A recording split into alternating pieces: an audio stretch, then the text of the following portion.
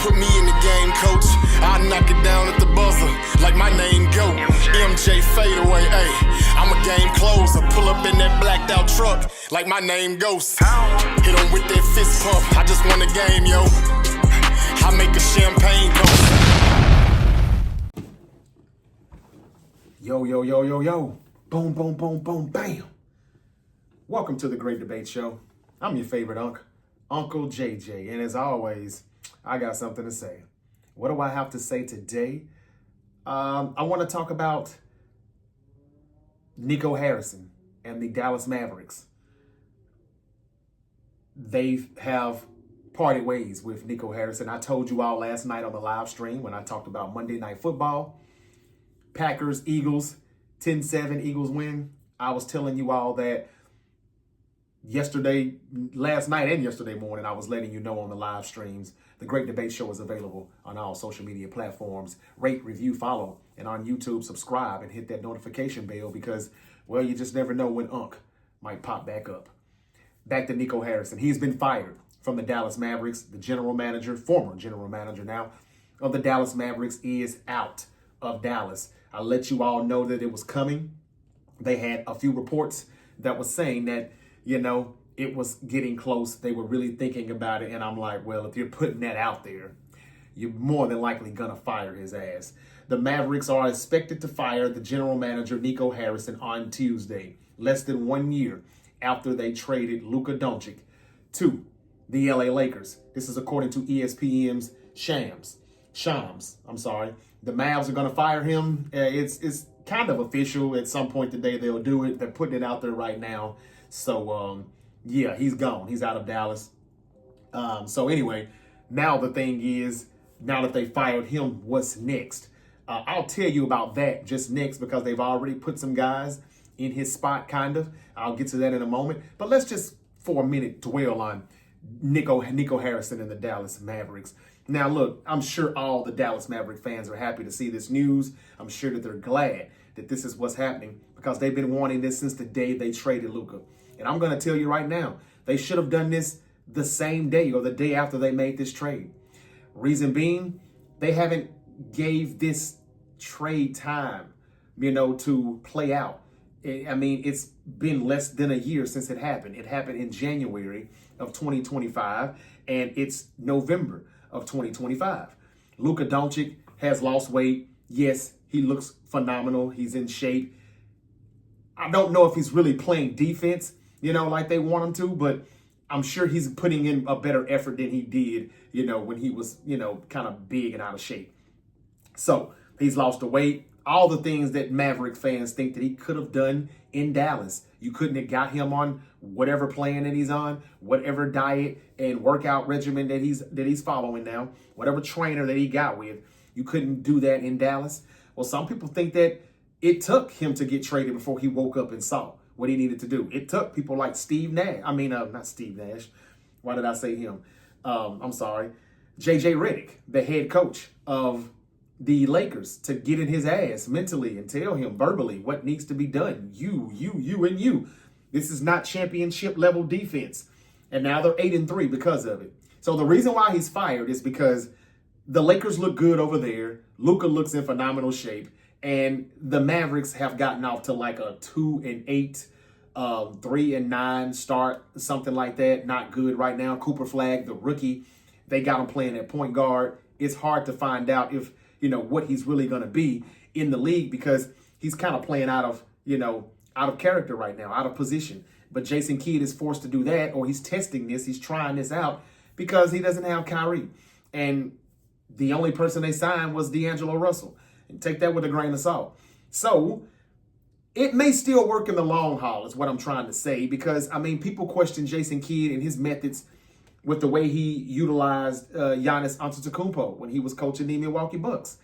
But, I think we can all agree that worked out in Giannis's favor. He's one of the best players in the NBA. And I would like to think Jason Kidd has something to do with it. If you just give this a little bit more time and let it cook. Right now, the pan is sticking a little bit, but you just needed to just put a little oil or some water on that shit. And I thought that, if they gave it some more time and if Kyrie gets back and if, AD and these guys stay healthy, this can be a good roster. This can be a good team, and they can compete. But they're holding Nico Harrison, for what Shams is saying at ESPN. They're holding his feet to the fire. They're holding him accountable for his words when he said in April, and I think this was after the Kyrie injury, he said, we're going to compete for a championship, next season when the season starts. But they played, 10, 12 games? Come on, man. The Lakers are 8-3. You're like 3-8. That's the difference. And it's like, but it's still early. Still a lot of basketball to be now. I mean, they can't keep getting further and further behind the 8 ball, with these games that they're under 500. Don't get me wrong. But there's still a lot of basketball left to be played for both teams. And the last time I checked, the Lakers hadn't won a championship just by going 8-3. So if the Lakers hadn't won a chip, the Mavericks hadn't won a chip, we still don't know who's won yet. We can only look at who's looking good and who's not. And this is more about the money more than anything else. They're tired of hearing the fans, just continue to, remind them on how they shouldn't have made this trade. They're tired of the hecklers. Every night they're tired of seeing Laker jerseys with Luka Doncic's name on the back of it in their arena. They're scared that the ticket sales will drop. Fans will leave. And this is about the money. They want your pockets. They don't care about the championships like you think they do, Maverick fans. They just want you to not stop spending your money with them. And if they get a championship, so be it. That's even great. That's a bonus. But they really care about you not leaving. Basically speaking, putting your money where your mouth is. And that's what the Mavericks did this for. You want him gone, he's out of here. And that's what this is about. Again, I'm not saying that it shouldn't happen. I'm not saying that he shouldn't be held responsible for this. But when they made the trade, didn't they tell us that it was ownership who did not want to pay Luka Doncic the Supermax deal? They were being cheap. Nico Harrison was the general manager. He doesn't control who gets paid and who doesn't. So, yes, Nico Harrison pulled the trigger, but you can't get mad at him when he's not the one who loaded the gun. It was the governor of the Dallas Mavericks who done that. It was him who done that. It just was. And that's the part where I'm like, all right, yeah, go ahead and get rid of Nico. I'm not trying to take up for Nico either, but damn, y'all. Again, the governor is the one who did it. And last night it was said that the Mavs governor, Patrick Dumont, took accountability for the Luka trade and accepted it as a mistake with a fan that he was seen talking to last night at the game who was wearing a Luka Doncic jersey. The Laker jersey, of course. So the Mavs governor accepted Luka trade as a mistake. So that says, all right, thank you for admitting that. Nico, you're fired. But Mavs governor, Patrick Dumont, is the guy who signed off on it. You can't tell me a trade like that doesn't happen without somebody in the higher up saying, okay, go for it. You wouldn't let that happen. And they did not want to pay the Supermax deal. The Lakers have done it already. And good for the Lakers. It's showtime. That's what this was all about. But they told Nico that they didn't want to pay that. So what was Nico to do? He was in a catch-22 situation. Either way, he was going to lose. Had he paid Luka or he didn't trade him and he forced their hand to pay him or whatever, he would have got fired because, now it shows, it exposes them. And the fact that they didn't want to pay him and he traded him away, now he's the guy who's getting the blame for it. So, again, Nico Harrison is out. I'm sure people love that. But again, until the Lakers win a championship over there in LA with Luka Doncic leading that team, the Mavericks have not lost this trade yet. The only thing the Mavericks have lost is the money, the fans, the merch sales, all of that, butts in the seats. And that's what this move was about more than anything else, ladies and gentlemen. Maverick fans, you have every right to be, pleased with the fact that they finally got rid of this guy. This is what you wanted. Lord have mercy, I'm just glad it's over because I was just tired of hearing it. And I thought he got a little bit too much heat. Jerry Jones, I think he's getting too much heat. Look at the Packers. They don't look all that. Yes, Micah is a phenomenal talent. Great speed rusher. But they're 5-3-1. And really should be 5-4 had they not had that tie. It could be 5-4 or it could be 6-3. I'm not gonna lie, but still at 5-3-1. Come on, man. Jerry Jones and Nico, I thought, was taking too much flack, and I thought that they were gonna still prevail. at the end of the day and win this trade. But the Mavericks still can. You're just not giving it time. That's a short time frame in this first 12 games of the season to say you guys should be 12-0 by now. And you're not. You're fired. That's a rookie in Cooper Flag. There is no Kyrie Irving right now. And Klay Thompson is shot. I mean, I don't know if Megan Thee Stallion has took his soul or what, but he ain't got no legs. He can't shoot. He's gotten benched. The Mavs just are not doing what we expected them to do. And I admit, I've been wrong so far. And the Lakers are better, much better than what I expected. Without LeBron. Well, that has to be said. Without LeBron James. But yeah, I still hope that the Mavs can pull this thing out. I'm a fan of Jason Kidd. And I think that they still can do it. But it'll be conveniently after they have made this move and got rid of Nico Harrison. And I will say this, though. Unless they bring in new players, or unless they get rid of some players and switch this roster up, they'll still, if they ever get the cooking, they'll still be cooking with the person who provided the groceries, and that's Nico Harrison. Speaking of the Mavs, though, they have a new brain trust in the building. Michael Finley, who I think has already been with the front office in some shape or form, I believe. But the new brain trust with the Mavericks is now Michael Finley and Matt Riccardi.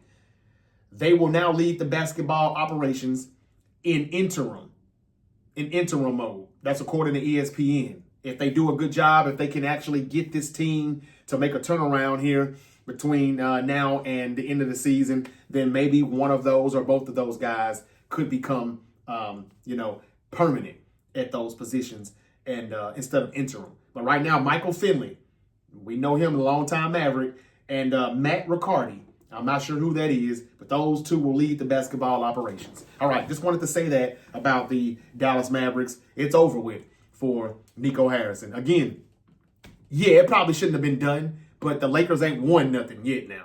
I mean, they got booted in the first round, and the Mavericks didn't win the play-in in Memphis.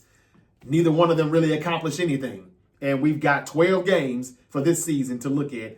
And they didn't get off to a good start, and the Lakers did. And that's what this looks like this is about. There's plenty of more basketball left to be played. Plenty. We ain't even had Thanksgiving dinner yet. That's how early this season is. But anyway, speaking of basketball, Wemby led the Spurs last night to a 121-117 win over the Chicago Bulls. Wembyana had 38 points, 12 rebounds, 5 assists, and 5 blocks. The San Antonio Spurs are 8-2. It is the team's best 10-game start since 2015-2016. I'll ask you all again, is Wemby the best player in the world right now? Nobody wants to answer that, and when they do, they say hell no. I'm going to keep asking until somebody finally says yes. He definitely, it's definitely seeming like a debate for me. Okay, speaking of firings, the New York Giants fired Brian Daboll yesterday. I broke that news as soon as it happened. You heard it here first, here on The Great Debate Show. Make sure you follow and subscribe on all social media platforms. Now the thing is, who should the Giants replace Brian Daboll with? Now, first of all, for the people who are mad, there's a lot of Giant fans who have been in the comments with my shorts and my reels. Go check those out. A lot of good content on the YouTube channel, on the TikTok channel, on the Facebook page. A lot of reels and shorts. And on those clips, they're saying, yeah, it's about time they fire Brian Daboll. However, they should be firing the general manager too. That's what I've been hearing. Now, GM, what's his name? Joe Shoheen or whatever. He's still there. And he's been there for 4 years now, they say. And I'll say this, y'all. I'm not a Giants fan. I don't keep up with the Giants a lot. And I'm not saying that the Giant fans aren't right, that he shouldn't be fired. I'll just say this. Well, there is, people like Brian Burns and Kayvon Thibodeau, Dexter Lawrence, the rookie Abdul Carter. They found a quarterback, we think, in Jackson Dart on the offensive side. Cam Scatterbo, who, got injured, but he looks like he's going to be a beast. Malik Neighbors, his second year was probably going to be a damn good year, but he got hurt, unfortunately. But all of these guys was on the roster week 1, week 2, week 3, before the injury started to take a toll on them. And I know that's not Brian Daboll's fault, but it's not Shoheen, the general manager's fault either. I mean, he bought the groceries those are some big names. That's a lot of potential right there. It's just a little bit untapped. And it's up to the head coach, Brian Daboll, to cook the right meal. And I don't think he done that with the groceries that the general manager supplied. Now, I mean, again, I'm not saying he shouldn't be fired, but he's responsible for these names that I just mentioned. So maybe that's why he didn't get fired. Maybe they think that Brian Daboll should have did a better job of what they had. And let's think about that. They had to be pretty talented. They had big leads on the Broncos, the Bears just Sunday. And I'm sure there's somebody else I'm missing. And they blew those leads and they got losses. All of those turned out to be L's. If you can get some of those wins, they've got about 5 wins at least. And that means that they're right around 500. 10 weeks of the season has passed. They could be 5-5, meaning that they will be much more in the hunt. And they probably could have made a trade for somebody to be even better. But instead, they're like 2-8 because of it. And he took too long to put in Jackson Dart and take out Russell Wilson. He blew leads. And the main thing that we're hearing out of New York as to why Brian Daboll was fired yesterday is because Jackson Dart was in and out of that blue tent more than what they would like to see. And I don't blame them. I said a few weeks ago, man, he's going to run him in the ground, though. He's going to get him killed. I know he can use his legs and he can run, but damn. It's to the point that where now you're doing a little bit too much to save your job, buddy. And now he's lost his job. His head is bouncing off the ground too much. He's in and out of that blue tent. Too many concussion protocols. That's why he's gone. Rightfully so, in my opinion. As far as the GM, I'm not saying that the Giant fans are not right by saying he should be next or he should have got fired also right then and there. But I think it's worth a debate to talk about the people that he has put on this roster. And you just got to be able to win with what you got.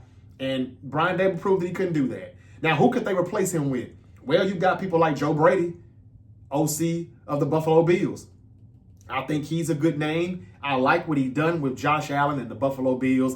Once he took over the calling duties after Brian Daboll was hired with the New York Giants, I think he's did a much better job than Brian Daboll did. The things that I complained about with Josh Allen, as far as his turnovers in the red zone, forcing things, just pretty much playing like a white Cam Newton, running over people. And instead of just being that complete dual threat, he was kind of one-sided sometimes. And I'm like, Brian Daboll be running these quarterbacks too much because they can do it. Nah, it's been so balanced now that Joe Brady has been calling the plays. He only runs when needed. The turnovers, he doesn't do that anymore, really. And he damn sure doesn't really do it in the red zone. He did it Sunday, but I ain't saw that in a few years.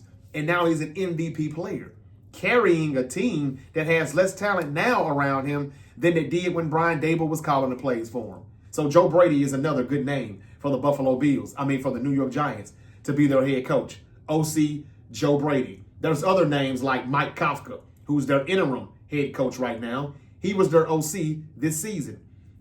I don't know much about him, but yeah, he probably won't get the job. Let's see how he does the rest of the stretch, down the stretch here. We'll see. Lane Kiffin is another name, head coach of Ole Miss. I don't think he'll succeed in the NFL, but that's just me. But he is hot right now in college. And Ole Miss still has a chance to be in that top 4 playoff spot. So Lane Kiffin is definitely a hot candidate for the NFL. His name is now, being mentioned with the Titans and now the Giants. Outside of Lane Kiffin, Cliff Kingsbury is another name. Even though Jaden Daniels has went down, his name would have been a lot hotter had they had the season they had last year, but they're not. So I don't know. Let's see how he can work with Marcus Mariota down the stretch until Jaden Daniels comes back, if he comes back. But I think he may have to return for a 3rd year, in my opinion, as offensive coordinator. Or maybe he goes back to college and coaches. Cliff Kingsbury is another name. Clint Kubiak. Now, this is a good name here. Offensive coordinator for the Seattle Seahawks. Because of Sam Darnold's red hot start to this season, Clint Kubiak is one of the hottest unproven candidates who hasn't held a head coaching position. Darnold leads the league in QBR, y'all, 77.7, and yards per completion, 14, and the Seattle Seahawks are 7-2. fielding the third-ranked scoring offense. And it is because of Kubiak. Look, y'all, not to take anything away from Sam Darnold, because I think I've done a little bit too much of that already in the past, saying that Kevin O'Connell was the reason why he had a great year in Minnesota, Justin Jefferson, the offensive line, and all of those things that he had in Minnesota. Well, when he went to Seattle, I didn't see a Justin Jefferson. I'm like, damn, and DK Metcalf got traded, and Mike McDonald was a defensive guy. Well, you left the quarterback whisperer? Well, Sam Darnold was smarter than me, because Smith and Jigba now looks like the best wide receiver in football. Clint Kubiak looks like Kevin O'Connell times 10. And the protecting him, now I think that's going to change when the playoffs come. They're going to send some pressure. But until then, the protecting him, he's reading through his progressions like no other. I see what Kubiak is doing. He's running these snubs, getting these tight formations to where he forces the opposing team to play man defense. And then they use their speed to take advantage of that. And they're beating everybody up the top, over the top, outside, wheel route, over the middle, slot post. It doesn't matter, up the seam. They're killing them, and they're dominating. Clint Kubiak and his play calling has a lot to do with the Seahawks' success. That is a good name. That one is just as big as Joe Brady, in my opinion. Those are the two that I would be looking at if I was the Giants. But again, you don't want to just hire an OC or a DC, and that's all they really are good at. They have to be a head coach, too. Sometimes you got to hire them to find out. But more times than not, they turn out to just be OCs instead of head coaches. The verdict is still out on some of these guys. We got Mike LaFleur, another name. He's the offensive coordinator with the LA Rams. You see what the Rams are doing? As much as Sean McVay is good and as much as I like him, it does seem like they've got a little bit more flavor. Somebody put a little bit more spice on the food, and it tastes even better than it did last season. Mike LaFleur has a lot to do with that. Offensive coordinator with the LA Rams. Now you've got Jesse Minter, defensive coordinator with the LA Chargers. The Chargers are playing stifling defense this season. Could he do it? The Giants got some good defensive players. I just said those names. Dexter Lawrence, Abdul Carter, Thibodeau, Brian Burns. Maybe he would know how to really untap. How to do something with all that untapped potential. And then last but not least, you've got Mike McCarthy, who is a head coach. And even though I know people are not like, hey, man, he's not the household name, but we do get it. We know who he is. Mike McCarthy's like a bridge head coach. Damn, I don't think anyone's ever said that before. You heard that here first. Mike McCarthy is like a bridge head coach, though, like the bridge quarterback that is not going to be here for the long haul, but he's good enough to get you where you need to go until you find that quarterback for the future. Same thing with Mike McCarthy. If you're looking for somebody to at least give you some structure that you don't have and it's needed, and, he can get you 10 to 12 wins consistently for a couple of years until you find out who you really want to have, be his successor and take over and can really get them over the hump. This is the guy that you signed, Mike McCarthy. He had like 3-4 straight years with 12-5 seasons with the Dallas Cowboys. And with that being the Dallas Cowboys, that's saying a lot in my opinion. So Mike McCarthy is also another name. And a name that nobody is mentioning is Brian Flores, Miami Dolphins, former head coach from some years back. The guy that got fired because he didn't believe in Tua. Well, it sounds like 5 years later, nobody in the front office in Miami believes in Tua either. There were rumors that he could get released. They just can't really get out of the deal because they keep paying these quarterbacks money that they don't deserve, which is why I've been saying fuck the market. But I digress. Brian Flores is the DC in Minnesota right now. And for the past couple of years, people have been raving about how good Brian Flores is. His defensive mind, his schemes, how quarterbacks can't figure it out. So why isn't his name being brought up? He definitely would be a good candidate, in my opinion. Brian Flores, I know it won't happen, but he would definitely be a good candidate for the New York Giants head coaching job. And last but not least, I said that was going to be the last one, but let's leave this one. The one who people started to report on Sunday morning that there could be mutual interest between Bill Belichick and the New York Giants if Brian Daboll gets fired. And 24 hours later, Brian Daboll got fired. I don't think that's a coincidence. So, will it be Bill Belichick? It could be, as long as he's not handling the personnel, as long as he's not in the draft room. I don't even want him in the draft room. As long as he doesn't have to provide the groceries, and all you're asking for him to do is just cook the groceries that you provide for him, he still can coach football. And then, it makes sense. He's an East Coast guy. It's not working out in North Carolina. I do think they're going to do the buyout, and I can see him going to the Giants. But I would say Bill Belichick and Brian Flores, those will be the two guys that I would say that can lead men amongst men and be a head coach. Brian Flores has tried it before. Now, a lot of times I know I've said when they fail once, they usually fail twice. But that's not the case for all of them. Let's see what happens. I think that it'll probably be Bill Belichick. I don't think it'll be Brian Flores, but it should be. But if they wanted to go with an offensive guy for the purposes of developing Jackson Dart, I would say Clint Kubiak from the Seahawks or Joe Brady. But again, don't just bring somebody in for the offensive mind to develop Jackson Dart. He still needs to be a head coach. We know Belichick is a head coach and Mike McCarthy. All right, that's the decision that they have to make, though. And I think that's about it. I don't think I had anything else to come in here and talk about. Honestly, I did want to mention one thing about the Cleveland Browns. Once again, they're bad. They lost again. 2-7 are the Browns, and they seem to be just as inept as the Cleveland Browns as they lost to them on Sunday. Every game Dylan Gabriel starts, and this is coming from the Cleveland media, podcasts, reporters. People are saying that every game Dylan Gabriel starts and Shedeur Sanders doesn't, it's a game wasted for the Cleveland Browns. Ladies and gentlemen, Dylan Gabriel on Sunday was 17 of 32. He threw 167 yards and 2 touchdowns. Quentin Junkins had 22 carries for 75 yards, while Justin Fields, only 6 of 11, 54 yards, touchdown, interception. Look, man, the Jets, they got special teams and stuff like that. A lot of touchdowns in the special teams game. But 17 of 32, $167. Did have 2 touchdowns, but Cleveland fan base is not feeling Dylan Gabriel. They're ready to move on. But it's being said in Cleveland that Shedeur Sanders is not going to start until they get to the last 4 games of the NFL season.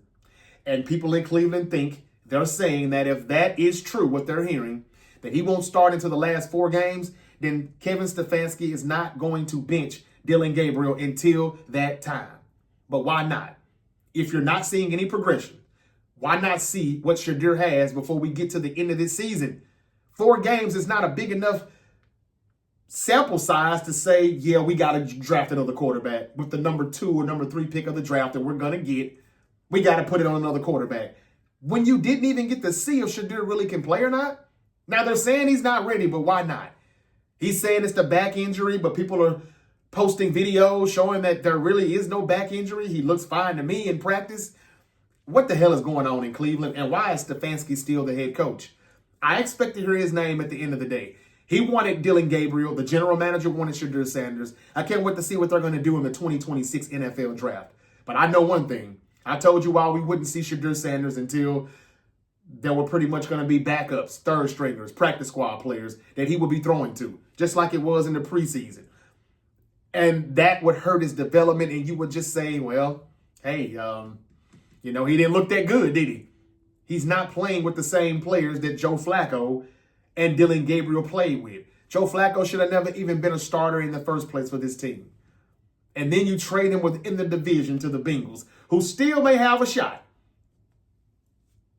A slim shot, but, hey, Joe Burrow is practicing again, and he's trying to come back for Thanksgiving. But that's neither here nor there. People are ready to see Shedeur Sanders in Cleveland. Everybody but the head coach, Kevin Stefanski. I wonder why that is. And if he's not ready to play, hey, man, just say he's not good. At least we'll stop questioning your methods or your motives on why you're doing what you're doing.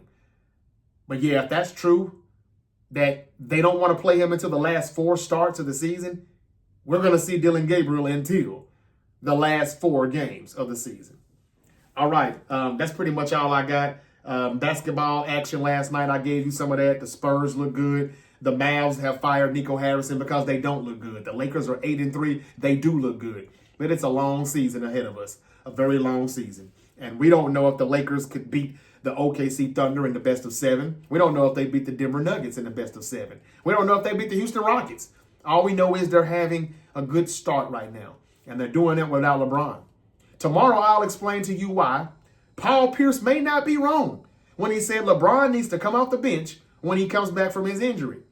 I'll also tell you why it wouldn't be a bad idea to just trade LeBron and Bronny right now. Back to Cleveland. All of that and more tomorrow on The Great Debate Show. Don't forget to follow and subscribe to The Great Debate Show on all social media platforms because, well, you just never know when Unc might pop back up. Until then, y'all be safe and have a terrific Tuesday. Peace. I had some bras, let's go ride. That was 9-9, me and my girls used to blow by. I stayed in the whole thighs. If it's beef, when I was in them streets, I was shooting like Kobe in 05, in 05.